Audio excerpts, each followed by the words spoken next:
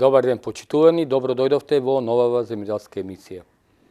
Иако вегетација кај овошките, односно кај коскистото овоше започна, односно со почетокот на цветење на коскистото овоше, сепак вегетационен период кај виновата лоза се уште не е започнат,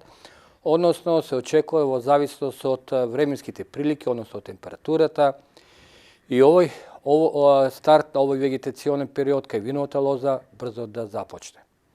Но би искористил ова прилика да проговорам нешто за заштита на виновата лоза, односно пред време да кажам некои основни работи кои што мора да се запазат уште на старт, на почетокот на вегетација кај виновата лоза, со цел понатаму да не се рефлектират од одредени проблеми. Една од економски многу значајна болест кај виновата лоза представува пламеница на виновата лоза, односно плазмопара витикола. Пламеницата кај виновата лоза се карактеризира со тоа што ги напаѓа сите надземни делови, односно ластар, лист, леторасти и така натаму. Нормално покасно и самите гроздаци до зрење.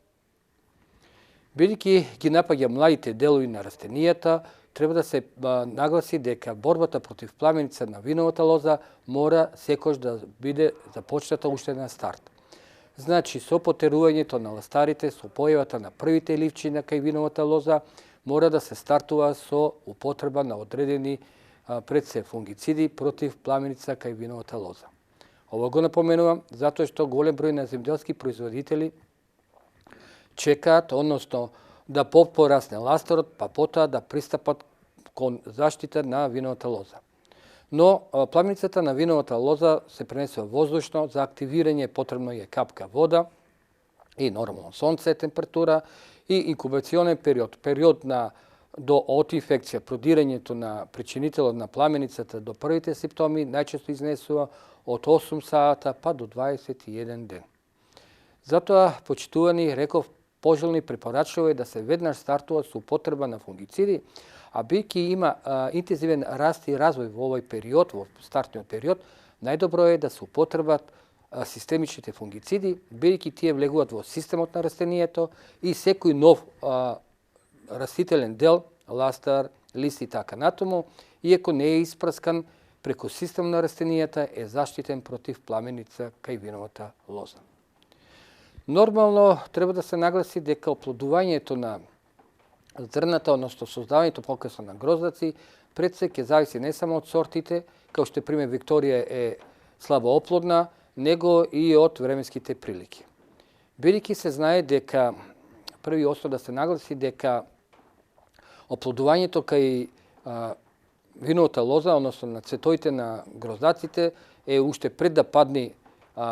капачката на цветот, треба да се нагласи дека пожелно и препорачливо да се врши еден вид стимулац за да има подобро, поуспешно оплодување.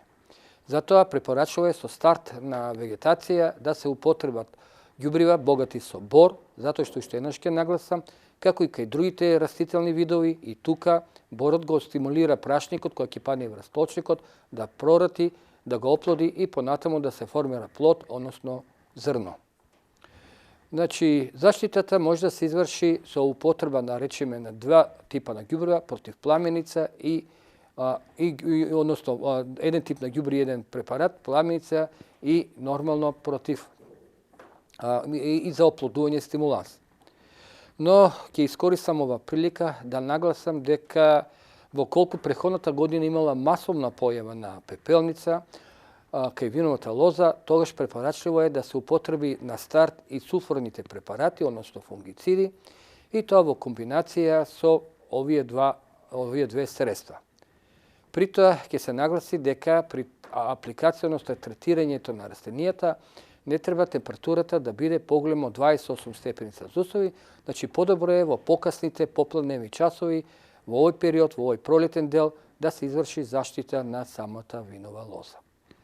Ова, почитувани гледачи, е сосема кратко за денешната емисија што сакав да обрнам внимание. Затоа со право нагласувам дека заштитата уште еднаш ќе повтора на кај виновата лоза започнува со почетокот на вегетација, со појава на првите листови кај самата винова лоза.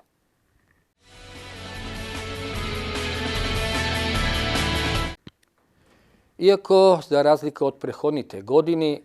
кога краставицата беше доста застапена, односно кусата краставица за откуп беше во голем процент застапена, последните неколку години воопшто ја нема, а додека долгата краставица во помал процент, али исто така беше на поголема површина застапена, сепак традиционално голем број на земјоделски производители се уште садат, одгледуваат долга од краставица наменета за домашниот предсе пазар, и каде што тука веќе одреден број од нив веќе краставицата, долгата краставица е посадена на стално место. Односно, топлата зима, релативно топлата зима, допринесе да не се чека покасно во месеците март да се сее семето,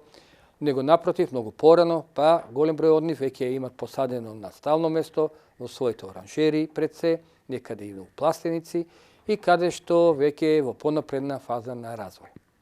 Затоа сакам во продолжување на денешава емисија да проговорам нешто за заштита на краставицата во овој период, односно заштитата на краставиците кој што е веќе на стално место. Прво и основно што треба да се обрани внимание е тоа е појавата на пламеница кој што исто така ги напаѓа краставиците, односно болест кој што економски е доста значаја. Против пламеницата почитувани постојат голем број на фунгициди и тоа како системични, така и контактни. Во фаза на интензивен раст и развој, во фаза кога секојдневно има одредена висина на пораст на самите растенија, пожелно и препорачливо е да заштитата пред се да биде на база на системични фунгициди против пламеница. Нормално, некои од овие фунгициди се типично системични, некои се системични или со комбинација со некој локален додаток, односно активна материја. Покрај појавата на пламеница, може во овој период, кога е топло, да се појави и трипсот, кој што е доста значајно застапен во нашиот регион и кој што исто така ја напаѓа краставицата како култура. Против трипс може да се употребат повеќе препарати, почнувајќи од постарите со активна материја од абамектин, кој викам постар, не мислам на препаратот, него на препарат кој што се употребува, значи на база на абамектин, па преку други активни материи кои што служат или препарати кои што служат за успешно сузбивање на пламеницата, односно на трипсот, извинувам. Овој препарат што е против трипс, заедно со препаратот против пламеница треба заеднички да се употреби со цел да се изврши заштита на краставиците. Нормално, органолептички треба производителот да обрни внимание на самите растенија, па во колку примети појава и на инсекти, пред се тука се мисли на листни вошки, тогаш може да се делува или превентивно, па и куративно, односно да се спречи нивно понатамошно ширење, а и нивно сузбивање со употреба на одредени системични инсектициди против лисните вошки. Кога станува збор за наводнувањето, треба да нагласам дека, бидејќи воглавном во оранжерите, односно пластениците, растенијата се наводнуваат по капка, систем кап по кап, ретко има по бразда, треба да се нагласи дека цревата кои што се во составен дел на системот капка по капка не треба да бидат допрени до самите растенија. Односно, тие треба да бидат оддалечени околу 5-6 см, полека да се капи, кога ќе се дојди 1 см до стеблото, да се престане да се капи. Ова го нагласувам затоа што голем број на производители цревата ги стават на почеток до самите растенија, при капењето стеблата на растенијата над земјата се добро навлажуваат, а често пати доаѓа и понатаму одредени пореметувања од типот на гниење или пак при патна температура, пукањето и така натаму на стеблата и така натаму. Значи, нема потреба да се лепат цревата на капката до самите растенија, него напротив да ги оддалечите 5-6 см сега, понатаму и повеќе, значи од растенијата да капите, затоа што сепак особено па и краставицата има расширено површински коренов систем, значи не е само длабински, него и површински, и водата, значи и со храните елементи успешно ќе ги прима од самата почва. Исто така ќе нагласам во однос на прихранување. Треба да се нагласи дека тука најдобро е производителот да обрне внимание на масата на самите растенија. Односно, се додека не дојде раѓањето да форсира маса, затоа што станува збор за краставици, кои што барат многу азот и каде што односот на азот, фосфор и калиум е 2:1:1, значи 2 пати повеќе сака азот спрема фосфор или 2 пати повеќе спрема калиум. И особено до фаза на почеток на плододавање треба да се форсира масата за да се добие едно бујно растение, каде што ќе има голем број на растенија за четоци или мали краставички, па кога ќе дојде периодот на берба, односно од појава на краставички, секоја сорта има различно до берба, најнаш да дојде до поголема количина бербата, да се стартува најнаш до полна берба, а не да се потоа чека да се развијат растенијата и да се губи во бербата, кога и цените сега на стартот нормално се многу повисоко него понатаму. И во однос на температурата да нагласам дека за разлика од зелката, краставицата е едно од најтоплолюбливите растенија, каде што оптимална температура се движи околу 18 па и 19 степени Целзиусови, каде што температурата треба да се движи околу 20 до 25, во сончев период може да дојде до 30 максимум, навечер треба нормално 3 до 5 степени да е пониска. Нормално во колку е внатре поголема температура или влага на воздухот, треба да се интервенира со отварање само на горниот дел на фолијата, односно оранжеријата, за да се острани ова влага воздушна, за да не пречи на самите растенија толку, иако и они не се, за разлика од краставици, толку осетливи према воздушната влага, кај што може да издржат и до 90% воздушна влага.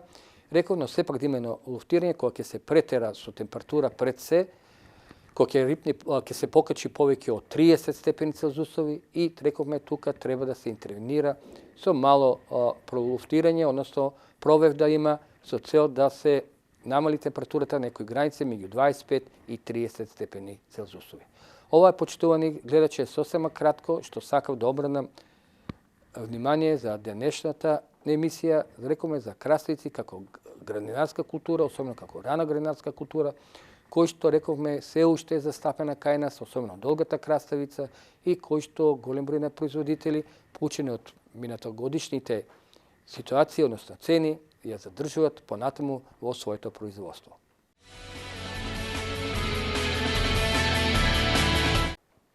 Иако стартуваше бербата, сечењето на раната зелка, сепак процентот на производители кои што сечат, односно берат зелка е доста мал, се уште нема полна берба на зелка. Во главном голем број од нив се во фаза на формирање, кај нив е во фарма на формирање на главица кај зелката, односно веќе некаде има 300 грама, некаде има 400 грама. Ова е фаза кај што земјоделскиот производител пред се треба да обрни внимание на здравствената состојба, да не се јави алтернарија, односно тие црни точки по зелката, по главицата на зелката, каде што понатаму не може да се изврши откуп, затоа што нормално ниту откупувачите, ниту понатаму консументите не сакат таква зелка со црни точки, односно нападната од алтернарија, брасикола, и нормално да не се јави некој друга болест, пламеница, па целиот род да отиде во неповрат, што би се рекло, или народно кажано, одготово во вересија. Затоа, почитувани, први основ што треба да обраните внимание на здравствената состојба кај растенијата, односно би сакал да потенцирам дека во овој период кај зелката треба да се интервенира против алтернарија, карактеристичните црната дамкавост, а и против пламеница. Постојат фунгициди кои што успешно служат за сузбивање на повеќе болести, меѓу кои што е алтернарија или алтернарија и пламеници и така натаму. А исто така треба да се нагласи дека на терен се забележува, особено кај првите ливчиња, кои што се веќе жолти, суви и појавата на склеротине, односно ботритис, сиво, односно бело гниење. Затоа во комбинација треба да се употребат препарати против алтернарија, против пламеница и пред се против, ќе повторам уште еднаш, сивото, односно белото гниење. Во однос на појавата на инсектите, на терен се приметува и појавата на не само на зелкарот пиерс брасика и на другите инсекти, кои што се во вид на пеперутки, потоа несат јајца и од јајцата се испилува ларва, односно гасеници, црвчиња, кои што понатаму го уништуват растенијето, односно ја уништуват зелката. Затоа тука пожелно и препорачува е да се употребат и одредени инсектициди од типот на контактни инсектициди, односно инсектициди кои што успешно ќе вршат созбивањето на овие инсекти кои што се рековме многу опасни. Во однос на ѓубрењето, ќе нагласам дека во ова прилика дека треба да се обрани внимание на внесување ѓубрива богати со калиум. Значи никако ѓубрива богати со азот, значи ниту шалитра, ниту скан, ниту комбинација 3:20, ниту некоја комбинација која што има многу азот спрема калиумот, затоа што во ова фаза, во колку префорсирате азот, тогаш ќе дојде до покасно мотање на главата, а и самите главици ќе бидат меки, односно недоволно цврсти, со тоа и квалитетот и пазарната вредност значително ќе ослабне. Во однос на температурата, односно влагата, ќе нагласам дека продолжува да се внимава, затоа што сепак има и сончеви периоди, сонце, каде што температурите внатре се многу високи, каде што има испарување и испуштањето на водата од страна на растенијата, не само од почвата, не од страна на самите растенија, кај што влагата при покачување се зголемува и повеќе од 70-80, па и повеќе проценти, а тоа допринесува да дојде не само згрчување на самите листови, него да речеме обртно движење на листовите. Па листовите кои што се наоѓаат околу главиците,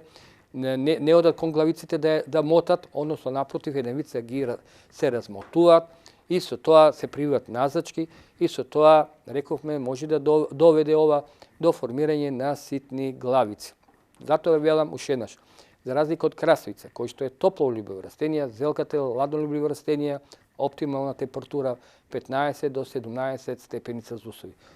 Луфтата, ако не сте направиле целосно отворена, нема опасност, затоа што и утринските температури се движат над нулата, да не зборувам дневните каде што се очекува да не паднат под плюс 10 степени Целзиусови, реков дневните температури, а најчесто под сенка мерени ќе се движат и околу 20 степени Целзиусови. Во фолиите се многу поголеми нормално при сончев период и реков пазите на температурата, на влагата, правилна прихрана и заштита на овој период со цел понатаму да продолжите да добивате растенија, односно да се добие растение кој што ќе добие на пазарна вредност, односно ќе добие поголема тежина и квалитет.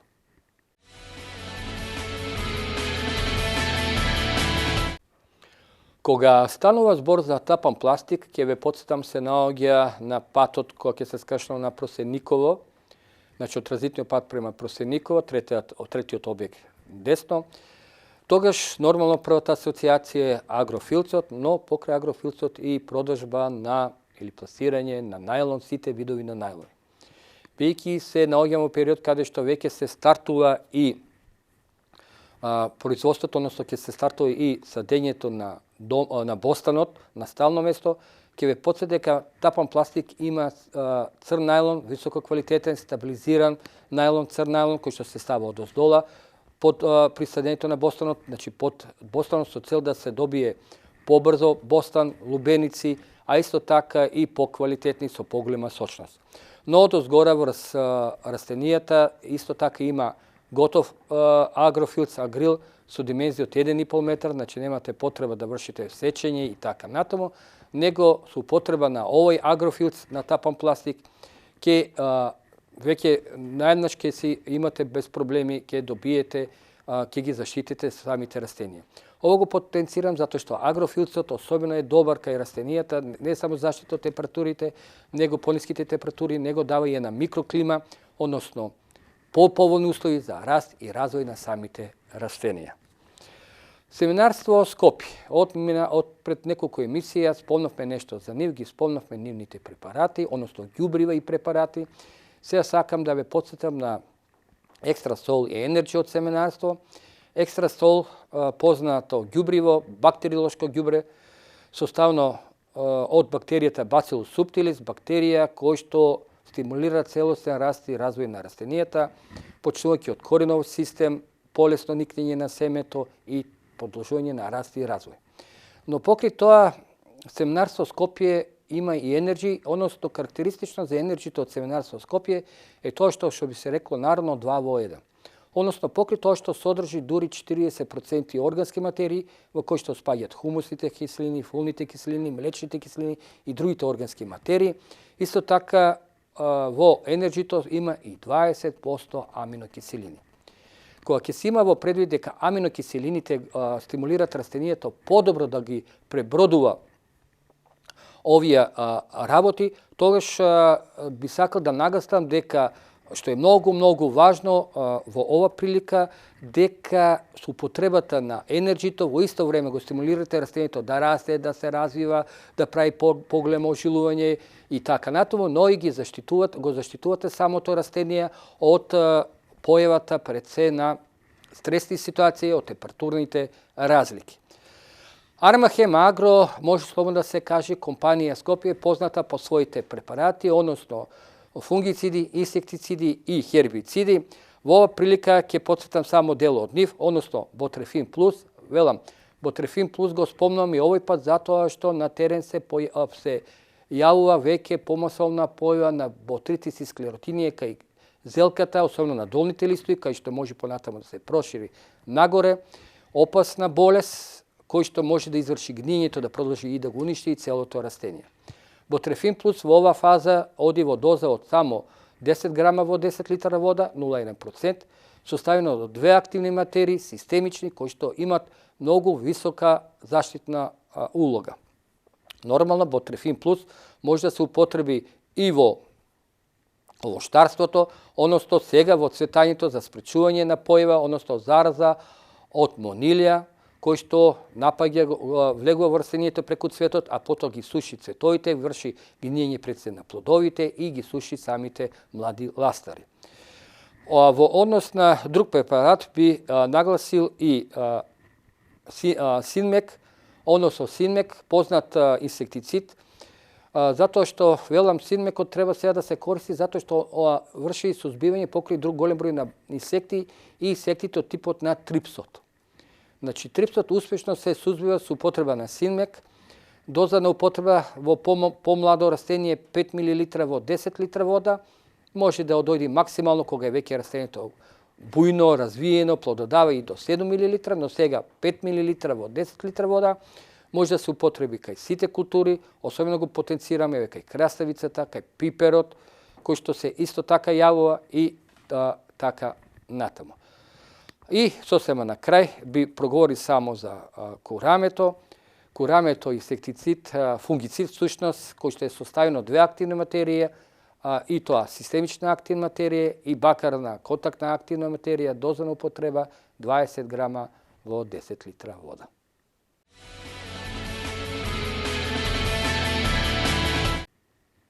Ова беше се што подготвивме за денешната емисија. Ви благодарам што бевте докрај со нас. Следете ни наредната недела во истиот термин. До гледање.